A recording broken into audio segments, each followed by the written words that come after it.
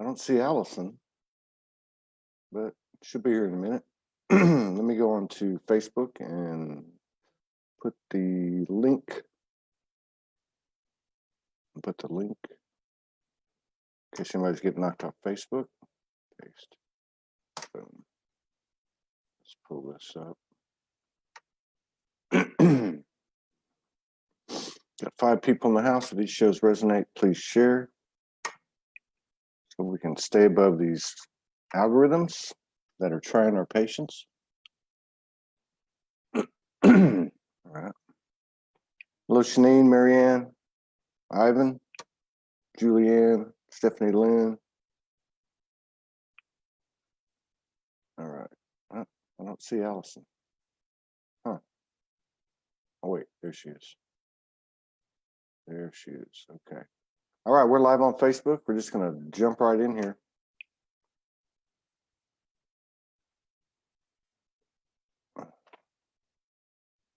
What's happening? What's happening? I can't hear you. That's not me. It must be your mic. If you can hear me. There you go. That's it. That's it right there. You can hear. Yeah. Yeah, I can hear that.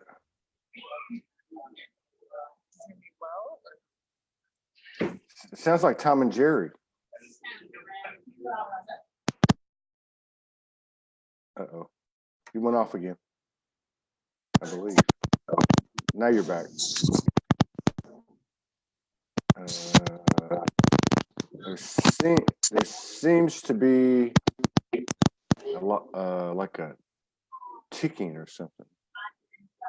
Let's see where you're at. Let me go back. Go ahead. No, there's something up. Can you hear me? Not through that. I think I'm actually hearing you through the computer. You got those plugged into a computer? Try that. Yeah. Yeah, there's a lot of back. In a very unfortunate location right now. It's okay. Well, just try to put the mic back in. Try to put the headphones back in and see what happens. You know? Let's see. I think, let's see. Hello?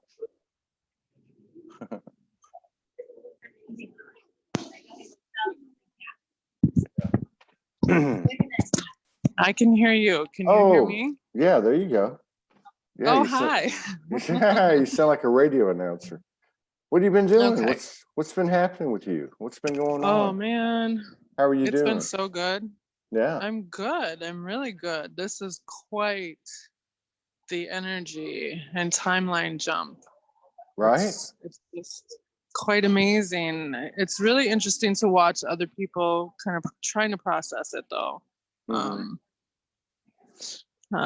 That's challenging, but yeah, it's good because it's such a quantum leap. Yeah. So the other side of this is going to be complete unknown territory, right? Like this is really getting into the Pluto-Saturn conjunction, which in physics terms, you know, as I apply all this stuff to quantum physics, is this huge black hole of data that's like opened up for this unconscious material to just like be like exterminated or like extinct, like this whole energetic series is like coming to an end. Yeah, that resonates. That resonates. Like people put it different ways. Franco talks about the projection of this inverted 3D matrix no longer is being projected. No longer being projected. But then I was reading too, you're talking about Pluto and Saturn, right? But there was, I think what I read was there was 4 planets. I guess what happens after retrograde? Anyway, there's 4 planets that were like entering a new, this first part of the year. Do you know what I'm talking about? Yeah, they're all going into Capricorn, conjuncting the South Node for the eclipse, and then with this Pluto-Saturn conjunction also in Capricorn. So it is quite an upheaval. You know, for those of us, especially who are bearing witness to it all, I feel like it's really quite breathtaking. It's just to just witness it at this level is and to know what it is, you know, and to understand it, and like it's truly quite special. Yeah, I saw a post Greg Prescott put up a couple days ago, and he was showing those protests in France, and he follows the stars and the planetary alignments. And anyway, it was not on the mainstream media, but there's hundreds of thousands of people protesting on the streets because France is out of money. But what he was saying, and he started to cite these 4 planets that were going to go into Capricorn, and but it hadn't happened in like the last time it happened was when the French Revolution and the American Revolution occurred. So something's going on with that. And then I see what is it? Finland's got 5 parties, all being represented by women, all like. The prime minister is 34 years old, the youngest prime minister in the world, plus he's a woman. You know, I mean, like there's this major stuff happening. Yeah, and what I kind of got downloaded with and had been processing myself, and for I think the collective is like I just articulate these things and give words and deeper meaning and deeper value to what it is that this is like the Uranus archetype, or the maverick, or the innovator, the genius, the ones who left the European government to create a new governmental system, which you're watching itself overthrow itself right now, you know. And so then what is actually coming back online is an exalted version of this old innovated revolutionary thinking process that is underneath the feminine right now, that's really coming to the forefront because the masculine is just like imploding. And so the way I need to articulate it is that is through quantum physics and, you know, just phenomena itself. And so if we understand the masculine as the particle and then the feminine as the wave, we're both the particle and the wave. Yeah. And this really helps people process their own, their shadow work and their, you know, their divine union is what you and Morgan do is just that the particle is just the pole, right? The particle is just the masculine pole that allows the feminine to exist, right? But she hasn't been able to exist in a way that like she's in the forefront for so long. Now within each and every one of us, the masculine is fully just the pole, so he can stay like erect, and like the feminine is just the wave that allows him to stay erect. And so it's like what truly in our masculine and feminine deservingness like gets us excited at the level of creation that is what I use the terminology for is this elationship, this hard masculine excitation at the level of our own divine union that keeps us full throttle like all the time. And like I can't then play someone else's game on someone else's terms like at all, and like because I can't get hard for it, I just can't. Like my own shit is so good to me, right? It's like I can't play someone else's game. I love to intersect and learn from other people's languaging and their understanding. I learn so much from people, but then I just have to bring it all home. Like I just have to bring it all home into my own work and and really focused. And so I'm seeing a lot of people in my 3D reality, like holding me fully accountable for like the past decade of life, of how much I have fucking sucked for the past decade. And it's just really clear. And they're just like, you're so self-absorbed, you're so self-obsessed. And I'm just like, from this purview, I'm like absolutely. And it's devastatingly hard to look back over the 10 years of evolution. But from this view, it's like, yeah, like we're supposed to be like so self-centered and so self-interested in what it is for us to be in the heavens here, you know, that it's like, I know I sucked so much, but it's like, what am I supposed to do, you know? But like really I'm feeling into the whole process of this uniting like all the forces together, and just accepting it all. And it's just like, it's almost just gonna clear like completely out of the grid right now, because you know we're in the ramp up period of like to the eclipse on Christmas, and then the eclipse on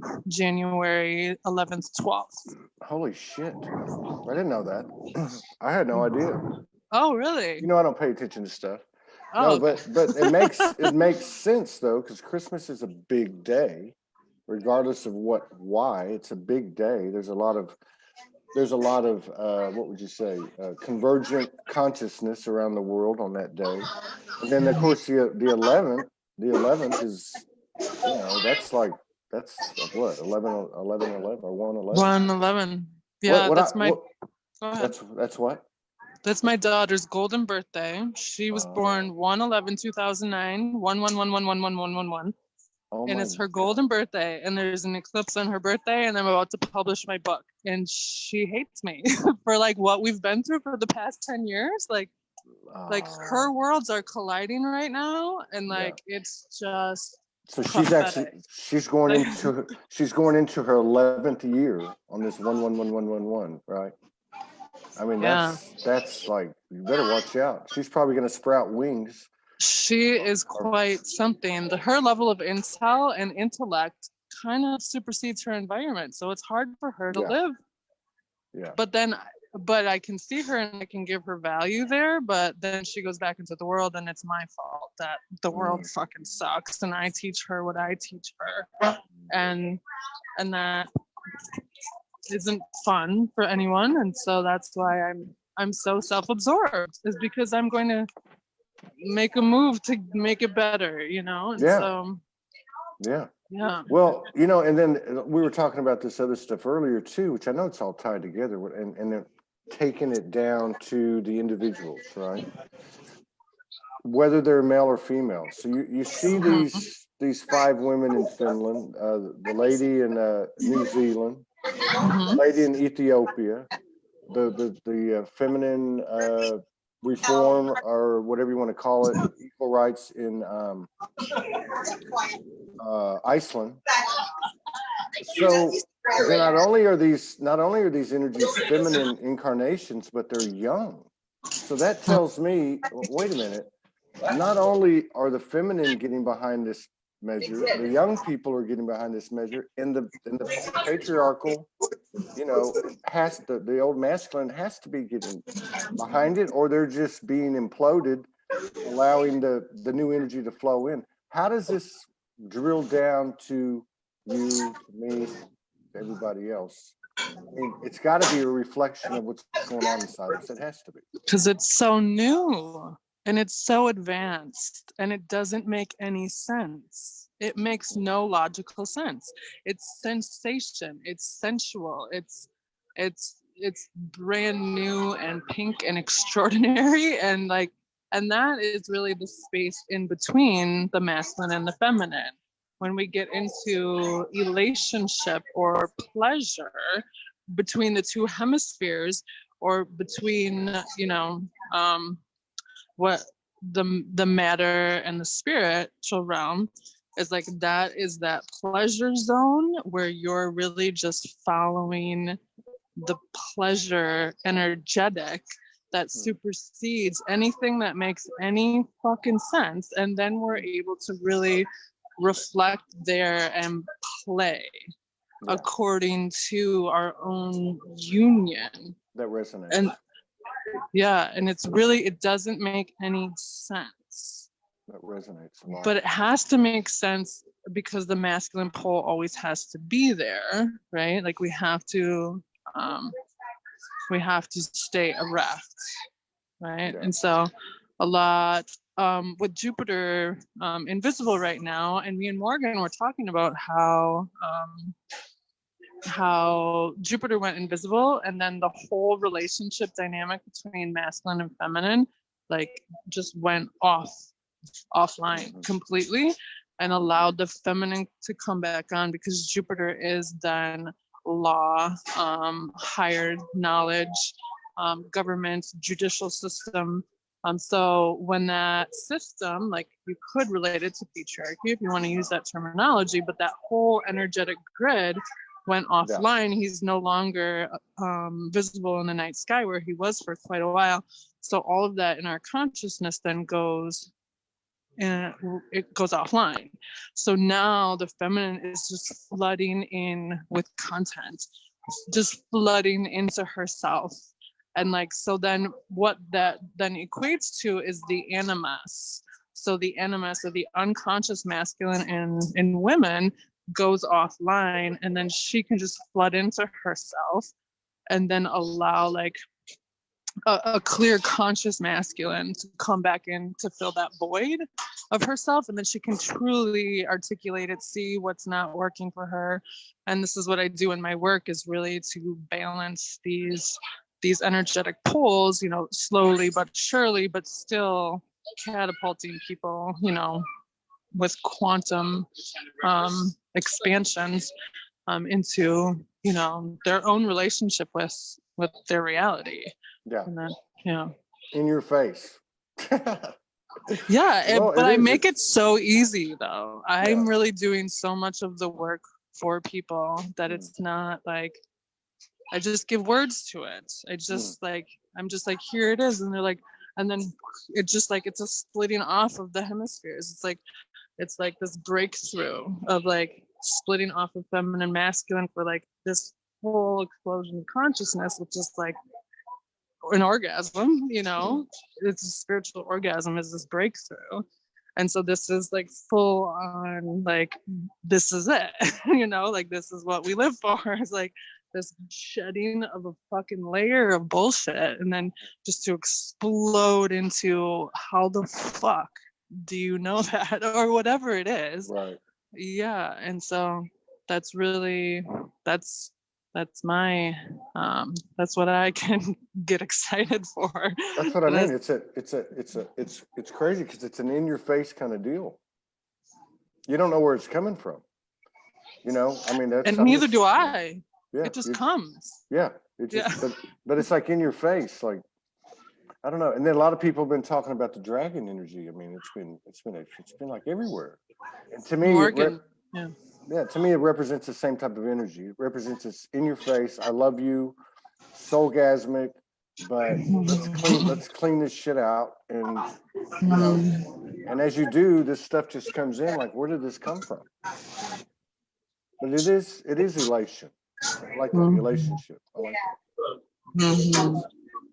Pure soulgasm. And that's what, so my book is almost done. I'm considering going like full on mad scientist with like the publishing of it now, and like not having anyone edit it and just say fuck you, and like fully like come into my existence, because that's really what we have to do in order for our whole like spiritual being to manifest on the planet, is to take our position, is like make it physical. So like fully commit to your business, or fully commit to your book, or fully commit to like what you guys are doing. Like when you fully commit and you're all in, you're gonna fucking land on the planet, and it's like a soul retrieval. Like it's a full-on like manifestation of you in your entirety. Until people can show up for that, like it's like you're half in, you're a little bit in, you're still scared of so much unconscious material that that you're against yourself still, because there's something in your psyche that says that you're not ready, or you can't do it, or you still need to dismiss yourself, or you don't belong here, or whatever it is. So yeah. No, I'm with you. I'm on that same wavelength. I think that's a great idea. I think just the energetics of you. First of all, this day and age, this self-publishing, it's right there at everybody's fingertips. I like the rawness of it, like running it through. I read a great piece today by Judith, and she had a couple of spelling errors, but there's something about the authenticity. There's something about the authenticity of just putting it out there like that. There's something about the energetic vibration that carries. You're like saying, "This is me." Boom. You still get the message. In fact, when you have a certain vernacular or a way that there's no mistakes. The way that you might misspell something or use a certain use of grammar, it actually accentuates the code. It accentuates the message. It's like in this case, it's Allison. That's Allison. So I'm not telling you what to do, but I can totally get what you're saying. And I like that. And I've read textbooks, and there's grammatical and punctuation errors. And I've read a lot about self-publishing authors, and there's errors upon errors, even after you pay an editor to do it, and you go through it multiple times, you still can't be perfect. And that is an expectation that actually is held above your head. It's like this fear. And it's like, well, what if I just land as is? Like, what if I were to just be me? Yeah. And making that it's so wrong, but then it's so right is pretty much every time that I would ever like get in trouble or like go party too hard or whatever. It was just so wrong, but it was so fucking satisfying. It's just like, and so every time it's just so bad and so good. There's perfection in that imperfection. I like the imperfection. But you brought something up I think that's really powerful. You're talking about landing on the earth, coming in with both feet, really bringing into the physical what you're doing. And I feel that. I had a conversation with a friend last night. We talked about it, and he just said, "Are you like antsy and uptight?" I said, "Not really. I think I'm in alignment. I know it's there. I don't even worry about it. But there's still things falling into alignment, and I believe what I was feeling and trying to tell him yesterday was what you just said, which is, F it. You know what? I'm going to do it. Period. I'm in with both feet. Done. Like, that's it. That's it. Just do it. No more bullshit. I'm so sick of it. I'm so sick of being like pregnant and being impregnated with all this intel and like having it be my responsibility and no one else knows it. It's like I'm hiding my pregnancy. It's like you don't understand like who I am and what I'm here for and the level of service that I provide until you can actually read the book, because then I'm an open book, and then we can all deal with me. It's not just me having to deal with me on the planet and like trying to make sense of myself. So it's like me like trying to think outside of the box while I'm still in the box. I'm fucking sick of being in the box. I'm about to explode this fucking box. And so I'm just done with it. Exactly. I'm just done. So, and then we had on Joshua Pearson the last 2 Sundays, and he talks about you're put into a virtual program within the operating system. We're in this program. We're trying to break out of the program when all we have at our disposal is the program. And it's infinite and illusionary, distorted structure, and that the connection to the higher self, like this is what you're saying. You're pulling all this information in. You're trying to break out of the program, using the program attributes, and this is where the landing, jumping in with both feet, and landing on the earth with a big thud. This is how you break it. Because that's not in the program. That's not in the distorted program. Right. And it's really interesting that you say it like that, because like with this Gemini full moon before the eclipse, like Gemini to me is very much of the mind, right? The mind made 3D reality. And so then when you talk to someone who's extremely Uranian, it's almost like, so what I experienced, you know, it's like you guys are very visual, but what I experienced is just that the intellect or Uranus is actually the house that the mind sits in, or the data of 3D. And so for me, it was like this little tiny microorganism of Gemini or Mercury or 3D logical mind is housed, and I can understand everyone's analysis of their reality, but that's not my reality. And so like what happens is when the logical mind tries to transact with the intellect of like quantum physics, it's classical physics and then quantum physics. Classical physics makes logical sense to any human governing mind. Quantum physics makes absolutely no fucking sense whatsoever. It's dancing its own dance in the level of the intellect that made the system, that made the original simulation, the original program. So you can't then put the intellect into a mind and say you're supposed to play here, just like what you're saying as far as we're put in this program. That's 3D, but you can't put the intellect or genius into a mind and then give it like 3D objects to create with. It's like it doesn't work. So in my book, it's like you're training people to not be genius. You're training them to use their mind to figure out what their intellect is supposed to house, not their mind. Their mind can't comprehend this shit. So you get them out of that and you can get them into the bigger picture of their own unique and specific organizing data, which is their own genius, which we find in your birth chart. But you can't just assume everyone here wants to or is playing on a classical physics level, because we're not. These kids are not functioning that way, like at all. And so if you're trying to shove us into that program, it's just creating so much chaos right now. It's just, it's not going to work. Is there anything in the planetary or in the star that you watch, you know, that you're aware of, that says something about these kids? Because I've noticed, you know, like 3 weeks ago, I think Morgan had this vision where, you know, we were doing a meditation and then all these kids came in. They just came in like somebody opened a gate. And the same thing was shown to me like 8 years ago that would happen about this time. So over the last 2 weeks, we have 27-year-old, 26-year-old, 25-year-old, you know, waking up at 12, waking up at 19, getting direct messages, all that stuff. And this is like a new energy. And I know it's not just Soulogy. It's got to be just a small mirror of what's happening out there, but they're coming. You can see it. Is it written in the stars, so to speak?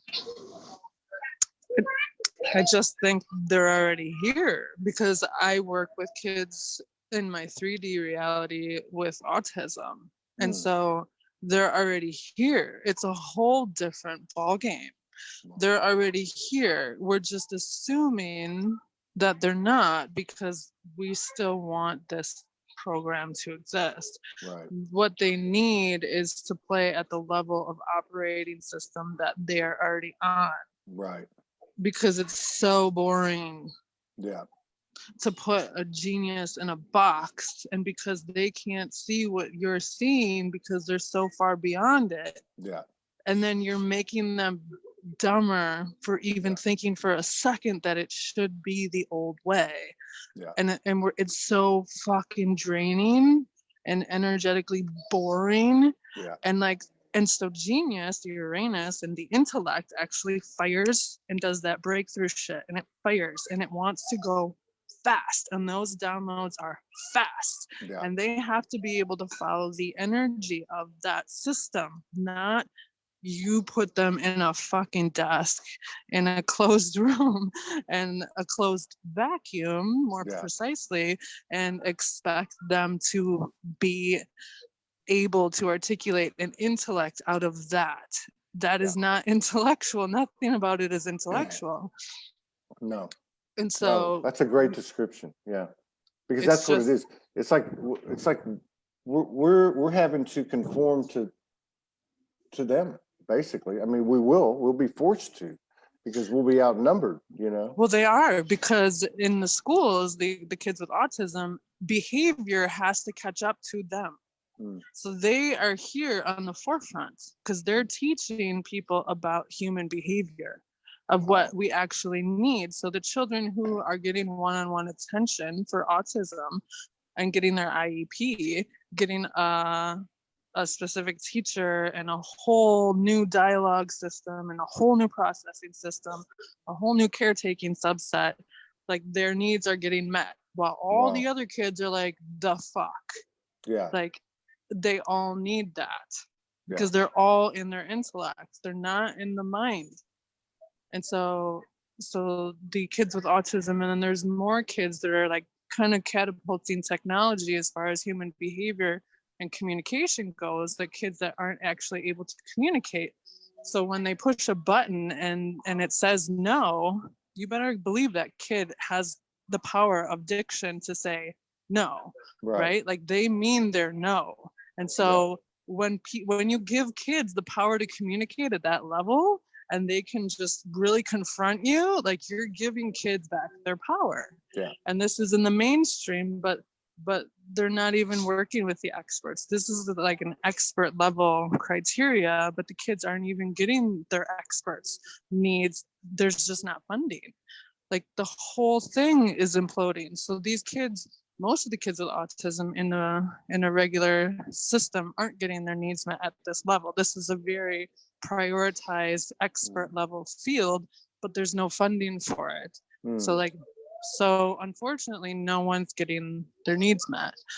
So that's what I'm doing, is like with your chart and everything, it's like understanding it to just fucking give it to them, like right out of the gate. Like, here you go. Here's your programming system. Like, this is how you operate. This is what you need. Your requirements are taken care of. Now what are you going to do? Like, now that we understand, here's you, we understand your needs. Like, if you look at any person or a child's birth chart, you understand their inherent genius, you understand their qualities, you understand their life. And so then we can organize around them. Yeah. So then it would become, how do we foster the expansion of that genius, which because the step one is what you're talking about, really. I mean, recognizing it, giving them that that new protocol, that new process, or new way of interacting with them. And it's so interesting because I've had to follow my own genius for so long, writing this book, breakthrough, providing people intellectual and psychological breakthroughs. I understand how it works. That's why I can give words to it, to say, like, you're a fucking genius too. I can't assume that I'm the only one working at this operating function. Like, I just can't, because the things that my children say and their connection is just so mind fucking boggling. But then they have to go back in and get dumbed down in the schools.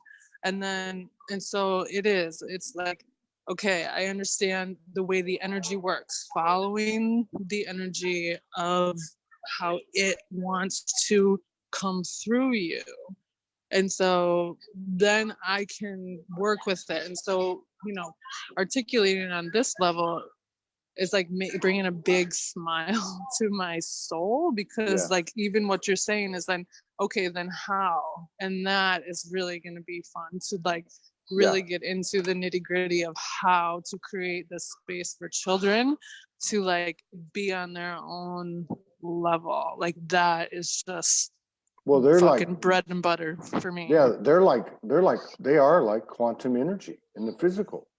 Once they're unleashed, because it sounds to me like they're already a free-flowing conduit. But like society or whatever starts clogging up that conduit, so it opens, closes, opens, closes. The psyche. That's how it happens. Yeah. So if that thing's clear and you have a growing minority of these children, it's going to be, who knows what it's going to be. It may even be like literally like instant manifestation, like literally, hocus pocus, magic.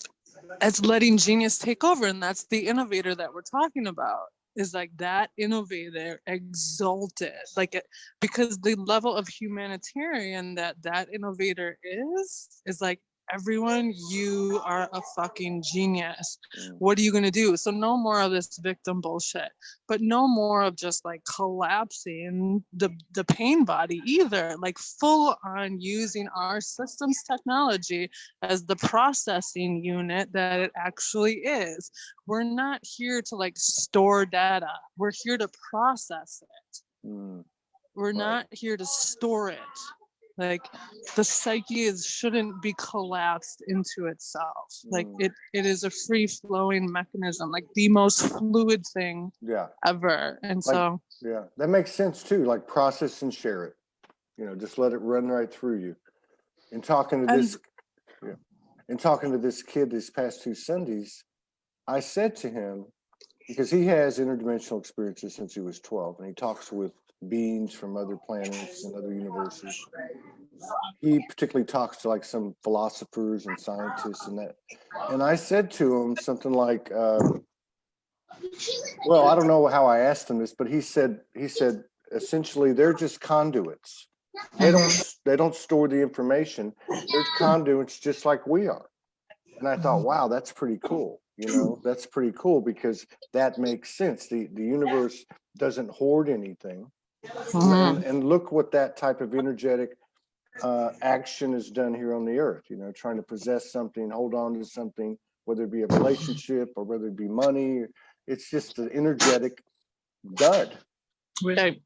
The idea that the physical plane matters more than our technology and the availability of like what comes through us, and like that is where we get into like abundance of resources. It's like when we are just transmitting at the level that we are supposed to.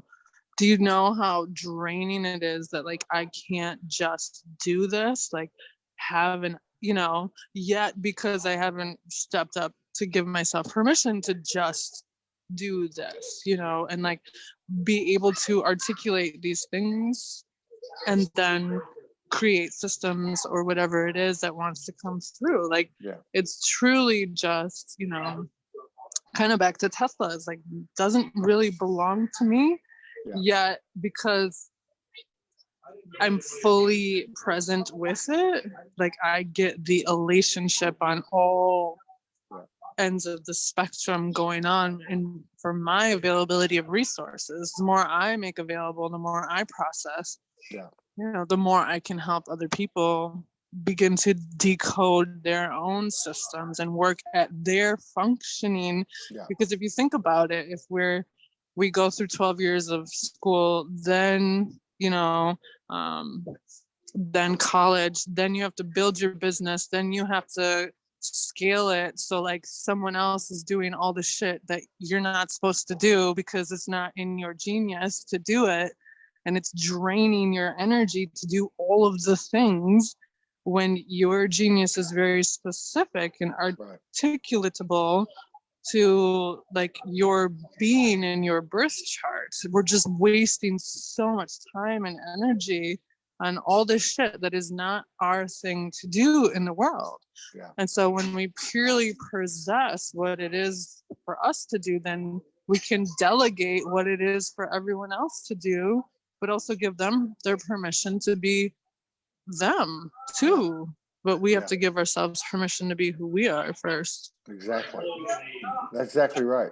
And I think when you do process it and you let it flow through like that, you do get a better bead on what you're most aligned with. And it's interesting too with what you're saying, the energetics of it. As you look, there's been a template in, let's just call it the light worker community. And that is, because I have people ask me all the time, how many people do you have on your mailing list? How many people do you have on your email list? I have 0. All right. It's never been something I could align with. And I'm not knocking anybody. All I'm trying to say is that that's part of an old structure of hoarding and holding on to. Think about it. There are no secret groups. There are no closed groups. If you're doing that energetically, you're holding on to this information, this gold that you've received. And you're also doing what you said, holding on to these other little pieces that are ancillary, you know, and that are just basically not yours, not your specialty. And it's clogging up a group psyche or a collective psyche. So I think that part of it's going to start breaking away as this new energy is allowed to prosper in the spirit of collaboration and co-creation. I think that's how it's going to go. I don't see how else it could go, because the possession and the hoarding is not of is the you know the distorted program, part of the distorted program, whatever you want to call it. Yeah, so if you think of like the masculine pole of the essence of what we actually want to hold on to, most, and that being the particle and the feminine being the wave, I mean, you want that channel to be so much bigger than so that you're just like, you're doing flips around. If you think of like a stripper pole, you're just doing flips. That's exactly around what I was thinking when you said that. Like you're just doing flips around the pole while the pole is so strong and so powerfully clear about the fact that you need to be doing flips around the fucking pole like all the time in order to get into your own creation mode and your own true existence. And then, but that takes then not necessarily holding on to things, but fucking owning it. Like, and it's not possessing things, it's possessing yourself. It's like truly possessing yourself and acknowledging your existence fully. Then that pole couldn't be any stronger because you're beyond dimensionality. You know, if you think about this being divine and then this being time, it's like your pole is beyond like eternal. Like it's just so. No, I like when you used that earlier, you know, about the erect and even in your own situation.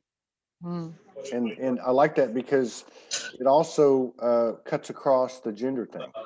You know, if I'm a man, you're a woman, and I'm going to be in that state of elation or excitement about myself, then it's going to carry over into a relationship, into my work, and so on. But I like that because that really describes it. You're walking around, you're in an excitable state because you're into you, you're unleashed, you're unclogged, and you're flowing freely, and that's an expansive. I think that's that wrapping around the pole thing. That's the expansion of it. You know, the free flowing of it, the creativity of it, the feminine part of it. Good stuff. Yeah. So, and then just by being it and embodying it, you're creating a container for other people. So when you're in a creation space with someone else who's already actually lived it, right? You're in a container that is holding a dimensionality that you don't necessarily have access to, but they do because they understand the basic premise of the topography of it. And then they have access to what you don't necessarily see, but you do have access to. So it's really that creation template of containing yourself, but then being able to hold other people in your very clear and concise container of lived experience. And that's the most important part, and why, you know, the book needs to be published and I need to be out there, is because I have to live the full on definition of actually the Pluto and Saturn conjunction is like the full death, like down to the ashes, like the full death. Yeah. Like and like where you're burnt down to ash and then like you're fully resurrected. Yeah. Holding on to nothing. You hold on absolutely to nothing. Yeah. Which would include a traditional book publishing, or would include in a traditional radio network or whatever. You literally, you have to get rid of it all, every bit of it. Yeah. And that's what this energy is supporting us doing now. Yes, because the full moon energy is your larger self, the larger half of you. So if you think of the Gemini twins, the larger half of you has to trick the smaller half of you into actually just taking a vertical fucking leap. Like we're just jumping now, we're quantum leaping. And so all the small aspects of you, the bigger, larger container of you, the whole vestibule is like holding that small self that's afraid. And it's like the energy is so clear, like that it's time to take action. It's time to go on your journey. Yeah. And falling, face planting in the third dimension. I mean, who gives a fuck? That's like, right. That's right. What are you gonna do? Scratch your non-existent knee? Like, what are you gonna do? I like that. So in the higher dimensions, you're falls to the wall and you face plant in the third dimension. That's funny. It's laughable. It is, because it's like people having a thought. People have a thought. And like the tiny small self of you could be destroyed by a thought that someone in 3D could think about you. It's like that thought, like, couldn't even fathom what the fuck we are. That tiny, tiny, tiny essence of a thought form. Yeah. Couldn't that, like, if they knew what you knew, you would explode them. And that's the point, really, when we get down to it. That's the point, is to explode consciousness into the stratosphere. That really is the point, as far as I'm concerned. But that's been my lived experience. So I agree with you. Because you get to that point, it's like an orgasm. It's lights out. You don't even know what's going to come from it, but you're just into the ecstasy and the elation of it. And it's a culmination of you letting go totally, basically. Thinking that you like had a thread of an essence of a self that still wants to exist in 3D, and that's scared to exist completely in the other world.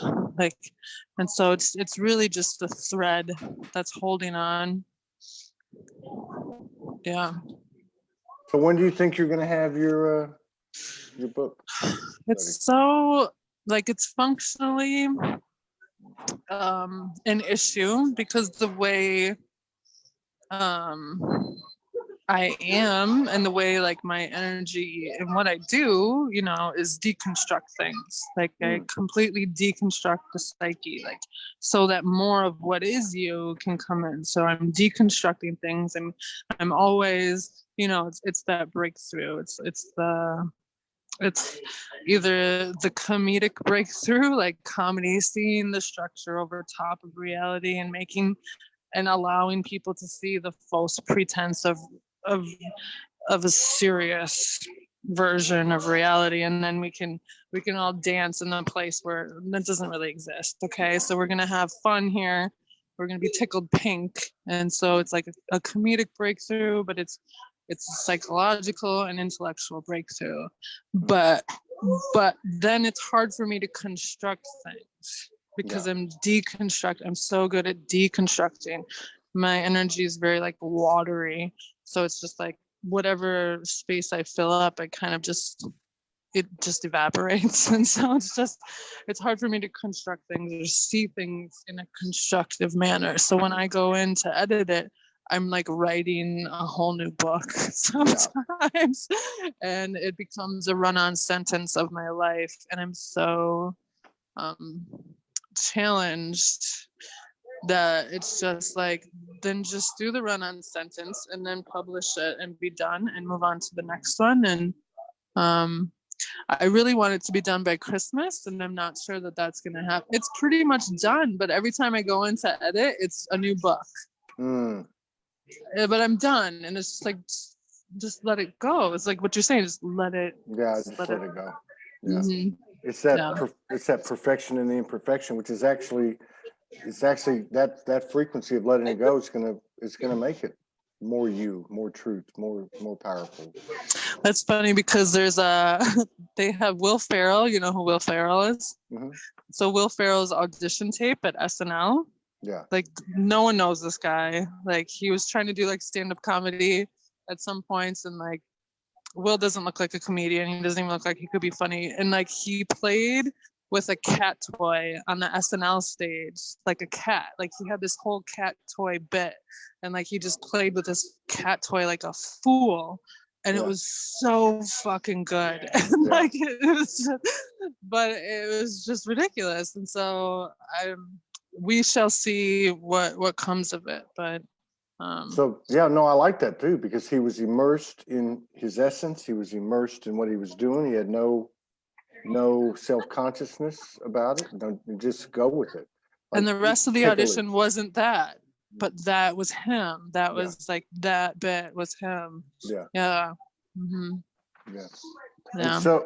And now, okay, so where can people find you?